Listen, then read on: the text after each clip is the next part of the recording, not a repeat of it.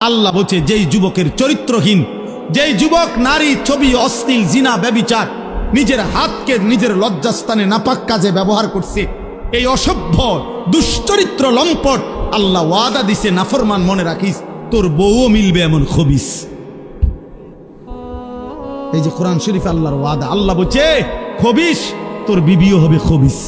তুই তখন বুঝবি, তোর বেডি যখন আরেক বেড়ার লগে চলবে তখন বুঝবা, তখন বুঝবা দুনিয়া কা অন্ত মানুষের বেডি চাও, টের পাও না।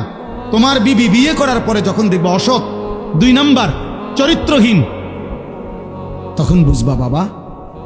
কোন স্বামী যদি শুনে 12 বছর পরেও আমার স্ত্রী পরকীয়ায় আসক্ত, অন্য পুরুষের লগে আসক্ত, ওই স্বামীর তখন আর দুনিয়ায় কিছুই থাকে না।